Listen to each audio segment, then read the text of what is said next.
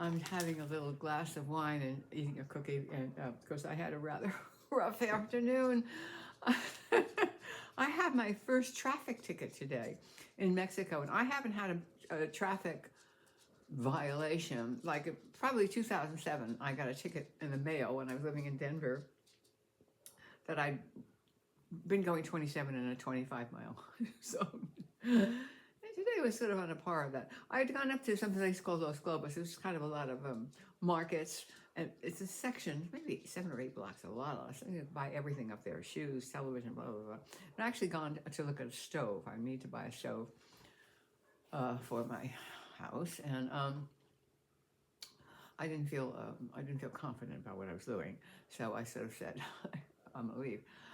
And what happened was I made a U-turn, which turns out to be illegal. I've been driving in Mexico for 14 years and I had no idea that U-turns are illegal. Of course, it's not on the driver's test either, but all right. So I see lights, police lights behind me, toot toot, and I go, huh, that's curious. What could they possibly want? I'm perfect. So I stop, and he gets out, big burly guy, and I'm going through my head because, you know, for years and years and years, it was known that basically there was something called a mordito, a bite, that the police would stop you and say, hey, you know, you did this and that, and that's wrong, and you know, you can go to court or you could pay it here with me. I don't think that's happening so much anymore. That was my instinct that this is a city, 350,000 people. This is not near a border town, an isolated place. It's actually kind of, there is a famous spot near Tecate that apparently that happens. There's a rumor, I don't know. It didn't happen to me. So I say, I'm thinking, because what have I done? What have I done wrong? I said, officer, sí, buenos tardes. Ese es un problema. He said, sí, it's a problema. He tells me in Spanish that I've done something. I said, and he goes like this, ay, sí, I made a U-turn. He says, yes, no. I said, oh, yo no sé, I didn't know. I did not know. And he said, mm-hmm. And he looks and he says, you have a license? I said, oh, see. And I get my license out, and I say, you know, I tell them my age right away, because often there's a real kind of respect and kindness of older people, and I right away tell him how old I am. He doesn't care. And he takes my license, and he takes my license, and now I know this is the first part of it. And it really never occurred to me to sort of say, oh, I'm going to leave town tomorrow. Can I pay you instead of the judge? You know, I went, I'd heard what happens. And what happens is they take your license and they write you a ticket and they say, follow me to the police station to pay this. I'm eating a cookie.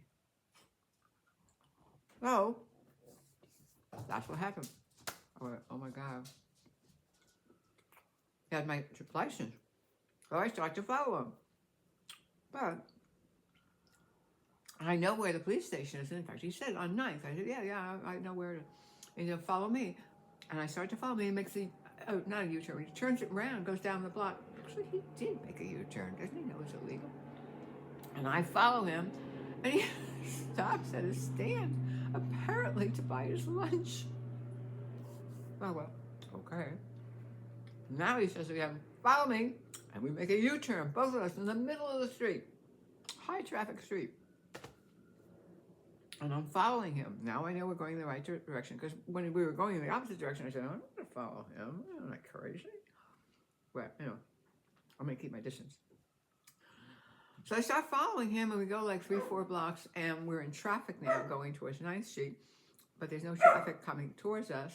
Hi, what is it? What is it? Come here. What is the problem? And he suddenly pulls out of the line into oncoming traffic, makes a left turn, and shoots down that street. So I do the same thing. When I get to the corner, he disappears. I don't know where he is. I don't know where he is or what he's done. Hey, guys, I'm trying to make a video here. Calm down, please. Okay, it isn't going to work. Stop with the shouting, okay? Stop with the barking and the shouting. What's your tail? Oh, the two of them. They're having like a, I don't know, they call it a Mexican standoff anymore, but they're having a standoff outside. Puppy is barking at the white dog who never wants to play with her. And after she gets frustrated, she starts barking. Okay, so now he's disappeared. So I call my insurance agent, Elena, who I have a pretty good relationship with. I've been with her a long, long time. She's just a wonderful character. She's actually an American who grew up in Mexico, grew up in Ensenada. And I say, and I tell her what I just told you, and he's disappeared. I think he ditched me because he has to go there to turn in the paperwork for me to pay. And so now we go back and forth about what, and she said, well, where's your license? I said, my license, he took my license, he's got my license. And I'm thinking, oh my God, I'm going to drive without a license. I don't have to go again. What am I going to do? And she said, well, you know, they're open. You can, you know, you got 10 days to go there and pay your fine. And you've got the ticket. I said, yes, I have the ticket. So you just go there and you give them the ticket and you pay your fine. And I said, well, what if I don't pay the fine? She said, oh, if you don't pay the fine. It keeps adding up. They keep adding to it and adding to it. So you got to pay a fine between 10 days. I went, okay. Now, I go to the station. The 9th Street station is the central police headquarters in town. If it would have been near me, where I live, it's a little town, a little building on the corner. But this is gigantic. It's like a whole... And of course, there's no parking. This is a huge trafficked area. There's no parking. I drive by it, I said to her, well, is there parking there? She said, well, they have two spaces over there for you to park. I drive by it, and I'm heading, and there's no spaces, and I see a thing that in Spanish basically says, detainees, park here, and there's two of them. So I pull in, I ask the policeman, I said, I wave my little ticket at him and say, ¿Es posible estacionamiento aquí? And is it okay for me to park here? And he looks at the ticket, and he reads the ticket, yeah, park here. Okay, so I park there. I go to the front of the building, and there's like easily 25 or 30 people in line waiting to get in. And I go, I'm not going to survive this. I'm not going to survive this. I'm just going to die here. And I ask a woman, I say, ¿Es there línea para pagar? And she says, sí. And I went, oh my God. And there's like one person in like the booth accepting money. So I walk in and I ask somebody, I start with, I'm 85. ¿Es posible para pagar esta aquí? I'm 85. Is it possible I can pay this here? And she goes, go over there. I go over there and they say, go over there. I say, okay, I go over there. Because I'm supposed to go for the judicio. I say, it's the judicio, para pagar the judicio. I pay at the judge.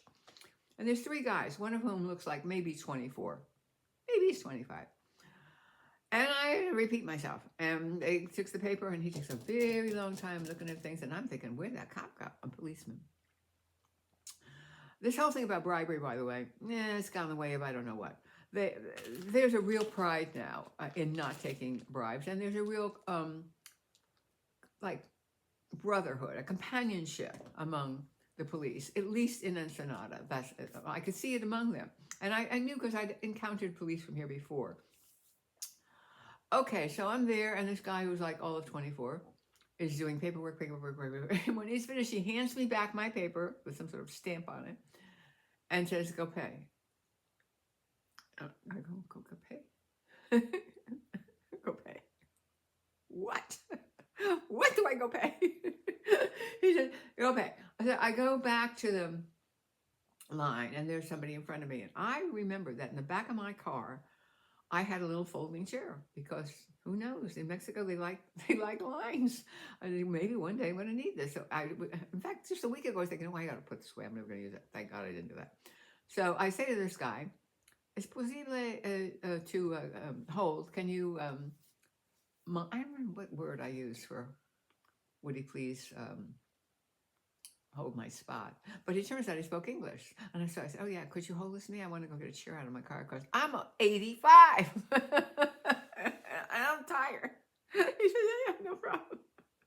Okay, I got my chair, my little red chair, not even some modest little red, you could beach chair. A nice, one of those folding things. And I get in line. And he starts chatting with me, blah, blah, blah, blah, blah, blah, blah. But one of the things he said to me is, how much is your fine? I said, well, I don't know. He said, well, you could ask. I said, I can ask. They just told me to go pay. They didn't tell me to pay how much. So I went back and I didn't ask the young boy. I asked an older man. I said, por favor, ¿puede dígame cuántos cuestas para este tráfico?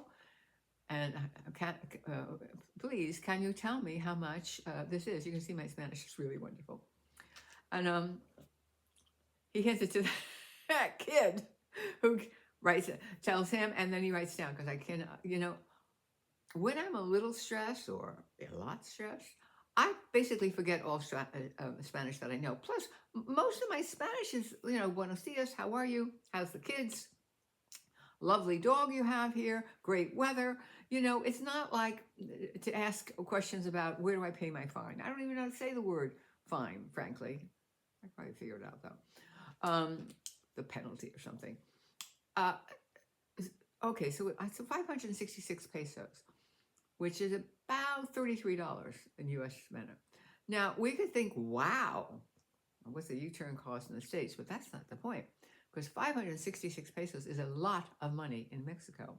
That's like a day's wages for a desk worker, a skilled desk worker with a college education.